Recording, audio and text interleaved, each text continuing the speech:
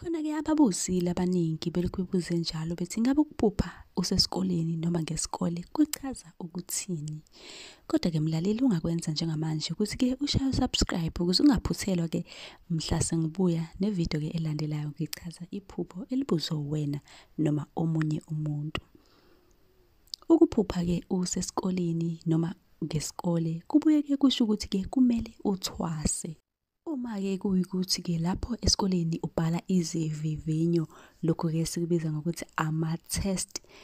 Uma uphupha-ke ubhala ama-test noma izivivinyo uzobhekana nokuhlupheka maduzane nje. Kunabantu abafuna-ke ukukujikela kodwa-ke uma-ke usebenza kanzima uzophumelela. Kusho ukuthi-ke ukuze uphumelele noma ngabe yini-ke le oyenzayo kuzomele usebenze kanzima.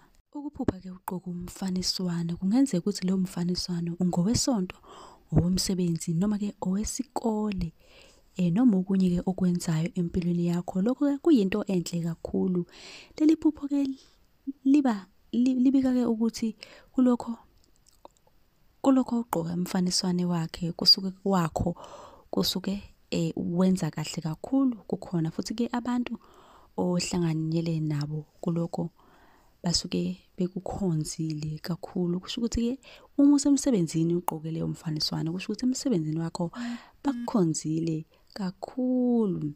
Kanti-ke uma ugqoka umfaniswano womsebenzi kusho ukuthi-ke bakukhonzile futhi-ke bayayithanda indlela owenza ngayo emsebenzini wakho. Kusho ukuthi kumele wenze kakhulu. Mlaleli, uma ukuthi-ke nawe unephupho ofisa ukulibuza ngicela ukhomente la ulibhale, ngizobe sengibuya nevidiyo. Noma-ke uma unombuzo la ongazwanga khona kahle ungabhala, ngizobe sengiyakuphendula. Ningakhohlwa-ke ukushaya u-subscribe.